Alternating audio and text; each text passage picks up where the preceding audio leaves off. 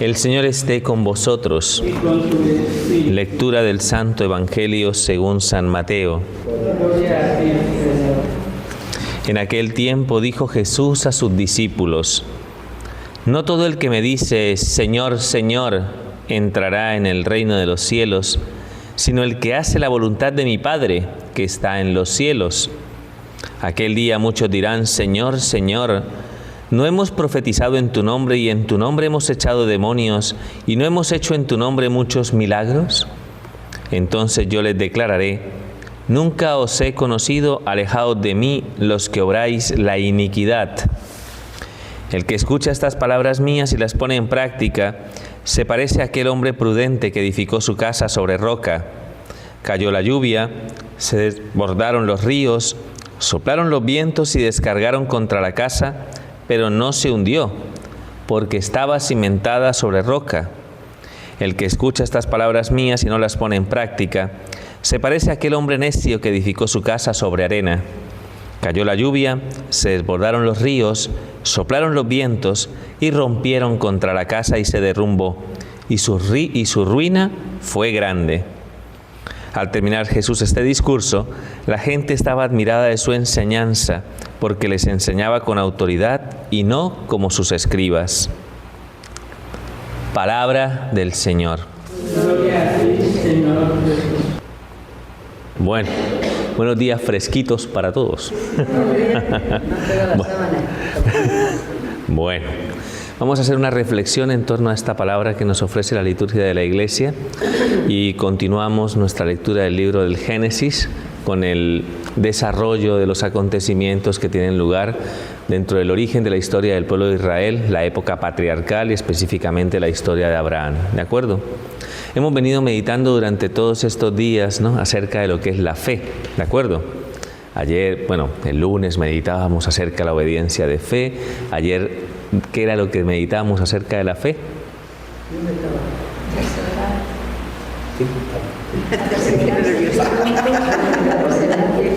Carmen estaba. Aquí todo el mundo se tira la pelota, ¿no? Que la fe requiere un combate, ¿de acuerdo? Que está puesta a prueba y que hay que de alguna manera perseverar y que hay que pedir de algún modo que se fortalezca nuestra fe, ¿de acuerdo? Bueno, hoy de alguna manera entra en escena Sarai, ¿no? El personaje que de algún modo acompaña esta historia es la esposa de Abraham, ¿de acuerdo? Sarai evoca de algún modo esa dificultad, ¿no? ¿De acuerdo? Dificultad para poder fiarse, ¿no?, de los planes de Dios y de alguna manera, ¿no?, pues dentro de esa dificultad el hecho, ¿no?, de cómo el desesperarnos nos puede llevar en algún momento, ¿no?, pues a tomar decisiones que no son consecuentes con lo que Dios quiere, ¿no? ¿De acuerdo? Porque de alguna manera a veces, ¿no?, en lugar de descansar en la fe, descansamos en nuestro criterio, ¿vale? Han pasado 10 años desde que Abraham se asentó en la tierra de Canaán, en la encina de Moré, ¿de acuerdo? Y hay un momento en el que, como consecuencia de va pasando el tiempo, Abraham va viviendo su lucha, Sarai se da cuenta de esa circunstancia y se dice a sí misma: hombre, si de alguna manera lo que el Señor ha prometido de descendencia y yo no le puedo dar hijos a mi marido, pues entonces le voy a dar a mi esclava Agar para que él de alguna manera pueda dar descendencia a través de mi esclava, ¿de acuerdo? Imaginaos la resistencia de Abraham.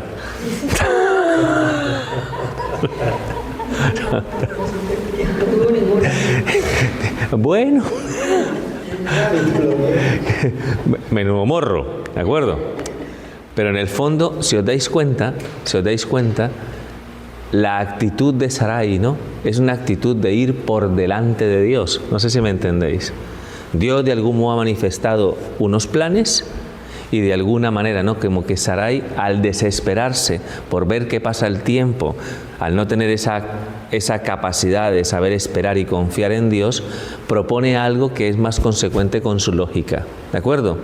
¿Cómo salen las cosas que se plantean de esa manera? Mal, que es como nos lo dice hoy la palabra de Dios. Cuando le dio la esclava y Abraham la conoció, o sea, tuvo intimidad con ella y quedó embarazada, apenas la esclava se sintió embarazada, pues entonces se le subieron los humos. se llenó de alguna manera, ¿no? Pues de orgullo y de soberbia y despreciaba a su ama, ¿de acuerdo? Cosa que de por sí pues sería una situación incómoda y tensionante dentro de lo que era, digamos, la vida de Abraham, ¿no? Que en ese momento diría, ¿a qué horas, ¿no? Yo, ¿no? De algún modo, ¿no? Pues dejé que las cosas se hicieran de esta manera. ¿Ah? Porque no tuviste fe y confianza en la palabra de Dios. Ahora tu mujer se acerca a ti y te riñe y te dice, ¿ves? ¿Ves? Mira, te has acostado con mi esclava, está encinta, me está despreciando. Mira a ver cómo resuelves el problema. Pero si tú fuiste la que me... Eso te iba a decir, que acuéstate con ella. Claro. Pero como de algún modo la situación, ¿no? En algún momento se le había salido de las manos, entonces la actitud de algún modo que tiene en ese momento es reclamar. Fijaos, ¿no? No hace una, digamos, al no tener fe, no tenemos una actitud autocrítica en el buen sentido de la palabra, de decir, nos hemos equivocado, nos hemos adelantado al cumplimiento de las promesas de Dios, ahora tengo que sufrir las consecuencias. No. Pasa lo mismo que Adán y Eva. Al final lo más fácil es trasladar de alguna manera la responsabilidad y la culpa a los demás. Cosa que para mí es síntoma de una inmadurez enorme a nivel espiritual. ¿De acuerdo? Cuando no eres capaz de asumir las propias consecuencias y piensas que la culpa de todo lo que acontece es de los demás. Cuando eres consciente que has sido tú la que en algún momento ha propiciado, ¿no? Que se dé todo este conflicto como consecuencia, pues evidentemente, ¿no? Pues de tu falta de fe. ¿De acuerdo? Entonces, ahí es cuando Abraham muy probablemente tiene que ajustar, y cuando ajusta, pues entonces Agar sale corriendo. ¿De acuerdo? Sin embargo, Dios, que ya sabéis que aunque uno pretenda ir por delante de Dios, al final es Dios quien va a ir delante de ti, sale al encuentro de Agar en su camino hacia el sur, hacia el desierto, y le dice a Agar pues que evidentemente, ¿no? Pues que no puede hacer eso, que no puede de alguna manera, ¿no? Pues desentenderse de lo que en ese momento de alguna manera es consecuente con la responsabilidad que tiene al ser esclava, ¿no? De Abraham, ¿de acuerdo? Que tiene que volverse, que tiene que de algún modo someterse a su ama, fíjate tú, pues tiene que la lleva, ¿no? A humillarse, ¿no? Delante de Sarai, pero le promete que de ese hijo que nacerá, ¿no? Que será como un potro y que de alguna manera, ¿no? Pues será inquieto y tal, que de ese hijo el Señor hará un pueblo numeroso y el Señor bendecirá, ¿no? A esa descendencia, ¿de acuerdo? ¿Quiénes son los que de alguna manera provienen, ¿no? O son hijos de Ismael? ¿No? Los persas, ¿de acuerdo? Los persas, y por tanto vamos a plantear que de alguna manera, ¿no? Pues los musulmanes, ¿no? Se arraigan fundamentalmente, ¿no? En el contenido de esta historia y de esta palabra para justificar en algún determinado momento que ellos son el pueblo elegido. ¿Por qué? Porque ellos consideran que el primogénito de Abraham realmente fue Ismael y no Isaac, que es de donde proviene el linaje, ¿no? De David. ¿De acuerdo? O sea, de donde proviene el pueblo judío. Y ahí se produce, ¿no? Esa tensión y esa enemistad, ¿no? Entre la descendencia de Ismael, que hoy de alguna manera encarnan los musulmanes, y la descendencia de Isaac, que es la que encarna el pueblo judío. Y como nosotros provenimos de una tradición judía, pues también nosotros los cristianos. ¿Queda claro? Sí, sí, sí. Pues ahí, desde ahí viene el problema. Desde ahí viene la circunstancia, y ellos evidentemente lo argumentan a la luz, ¿no? Fundamentalmente de una creencia firme de que la bendición siempre se traslada al primogénito, ¿de acuerdo? Pero ya sabéis que la palabra de Dios en algún momento plantea que de algún modo esa bendición no va ligada de alguna manera a la descendencia de la esclava, sino a la descendencia de la libre, ¿no? Conforme a los planes de Dios que van a otorgar, ¿no? Pues ese especial milagro para que realmente sea Sarai la que luego de algún modo dé a luz a su hijo Isaac. ¿Sarai va a aprender la lección? No. Y ya nos daremos cuenta, ¿de acuerdo? en las posteriores lecturas que vamos a escuchar, lo que en algún momento determina, ¿no?, pues esa obstinación y esa terquedad, en algún momento de plantear, ¿no?, que los planes de Dios de alguna manera estén muy por encima de nuestras expectativas, de nuestro control y de nuestra manera de entender las cosas. Entonces hay que estar siempre atentos, ¿no?, a no dejarnos seducir por esa tentación, ¿no?, de querer, de pretender nosotros ir por delante de los planes de Dios. En Dios lo que hay que saber es esperar y confiar que se cumplan sus planes. ¿Queda claro la enseñanza de hoy? Sí, clarísimo. Pues muy bien, no me voy a enredar mucho más porque nos espera una buena caminata hoy, ¿de acuerdo? Segundo, hemos escuchado el texto, ¿no?, el texto de la palabra de Dios, del Evangelio, con el que culmina el Sermón de la Montaña. Estamos ya en el capítulo 7 del Evangelio de San Mateo, ¿no? O sea, por tanto, ya hemos hecho este recorrido, capítulo 5, capítulo 6, parte del capítulo 7, donde el Señor da este gran discurso. Hoy termina con esta afirmación, ¿no?, que el Señor hace en el día de hoy. No todo el que dice Señor, Señor, Señor, Señor entrará en el reino de los cielos, sino aquel que cumple la voluntad de mi Padre. ¿De acuerdo? Muchos dirán, Señor, pero si hemos estado contigo en las plazas, si hemos predicado y hemos profetizado y hemos hecho milagros, yo no os conozco. De alguna manera, no os conozco, algo que uno puede pensar.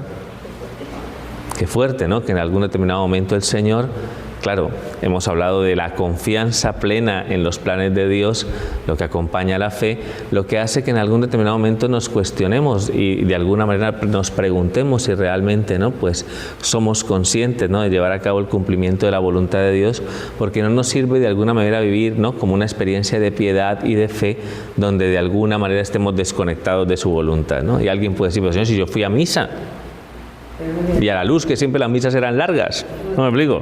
O estuve en este grupo de oración, o me explico, bueno, o sea, si de algún modo no has hecho la voluntad de tu Padre que está en el cielo, de nada te servirá, ¿no?, todos esos actos externos si tu corazón está lejos de Dios, si no estás dispuesto realmente a permitir que el Señor conduzca tu vida, ¿no? ¿De acuerdo? Y eso fundamentalmente el Señor lo corrobora a través, ¿no?, de una imagen de ingeniería propiamente dicha, ¿de acuerdo? Donde en algún momento el Señor dice, el que escucha las palabras del Señor, ¿no?, y no las pone en práctica, se parece a aquel hombre necio que edificó su casa sobre arena, ¿de acuerdo? Cuando vinieron la lluvia y las tempestades, pues es normal, uno más o menos lo entiende, que la arena, ¿no?, de algún modo, si tú pones algo sobre arena y viene el agua, la arena se compacta y por tanto queda sin cimiento. Entonces, ¿qué le pasa a la casa? Que de alguna manera, pues, la fuerza del agua o la tempestad o lo que sea, al final sin cimiento la casa se cae. ¿Y puede ser qué tipo de casa? Preciosa. ¿Me explico? Puedes de alguna manera, ¿no?, pues ataviarla, ¿no?, y adornarla y todo lo que tú quieras, que si no tiene cimiento, ¿de qué cimiento estamos hablando? Estamos hablando del cimiento de la fe y de la confianza en los planes de Dios, de la docilidad, ¿no?, a su voluntad divina, ¿no? ¿De acuerdo? Sin esos cimientos, si construyes un edificio espiritual sin cimiento, la casa se te cae. ¿De acuerdo? ¿Eso cómo se traduce en la experiencia de nuestra vida cotidiana? Cuando vengan los problemas, cuando vengan las dificultades, cuando venga la prueba, cuando venga la contrariedad, ¿no? Todo ese pietismo y esa realidad se te va a esfumar por los poros. ¿Me explico? Y aunque de alguna manera, ¿no?, hagamos un esfuerzo, ¿no?, por mantener una vida espiritual, una asistencia a los grupos, si de alguna manera cuando viene la prueba, no eres capaz de sostenerte en Dios, significa que no tienes ese cimiento, ¿no? ¿De acuerdo? Por eso el Señor dice, no os conozco. En realidad no tienes realmente una intimidad con el Señor. Porque si tienes una intimidad con el Señor, lo que el Señor trabaja en ti es precisamente esa docilidad y esa confianza en el cumplimiento de su proyecto de salvación, ¿no? ¿Me explico? Es que la intimidad con Dios es importantísima para de alguna manera garantizar el proceso de maduración de nuestro corazón. ¿De acuerdo? Sí.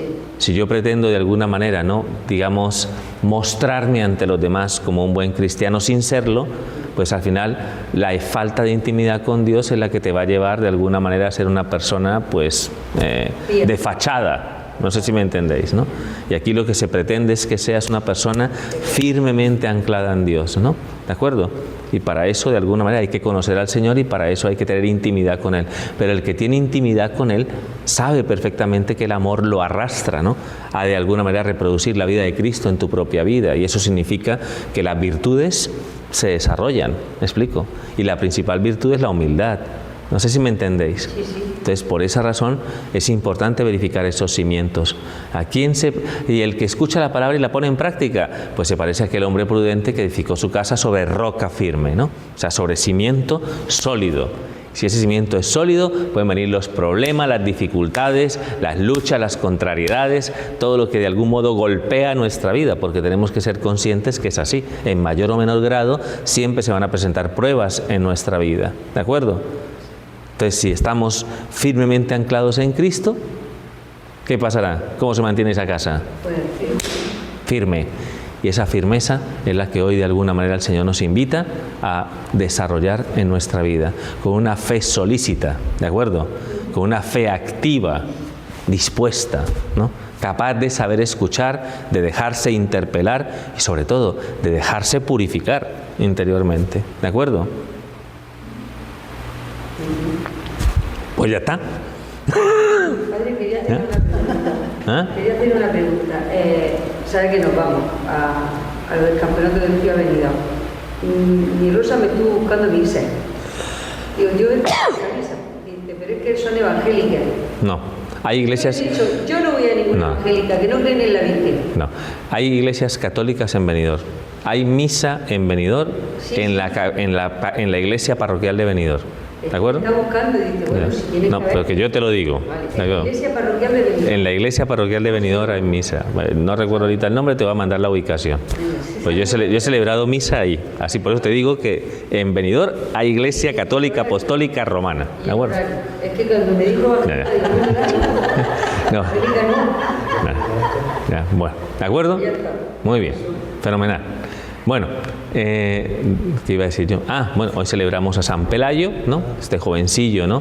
Mártir, defendiendo su fe y su integridad, ¿no? Su pureza, entregó su vida al servicio del Evangelio. También hoy celebramos a San José María Escrivá de Balaguer, fundador del Opus Dei, el que planteó de alguna manera el hecho de que la santidad se puede conseguir en la vida ordinaria, ¿no? Es su principal mensaje, ¿no?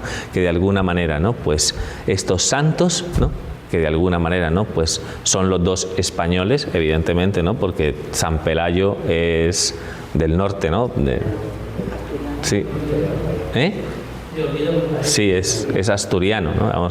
Y pues San José María Escrivá de Balaguer era de Barbastro, ¿no? De esa zona, ¿no? Oye, pues pidamos que estos santos españoles, ¿no? De alguna manera, uno pues más antiguo, el otro más reciente, pues intercedan, ¿no? Por nuestro pueblo, ¿de acuerdo? Que al ver cómo está el patio, que de alguna manera se pueda, ¿no? El ejemplo de los santos ayude también a reavivar esa fe que vamos perdiendo poco a poco, ¿no? Que se va desarraigando, ¿no? De nuestros pueblos, ¿no? ¿De acuerdo? Así que se lo pedimos al Señor como una gracia especial en este día, ¿vale? Muy bien. A por el día. Gloria al Padre, al Hijo y al Espíritu Santo. Como era en el principio, ahora y siempre,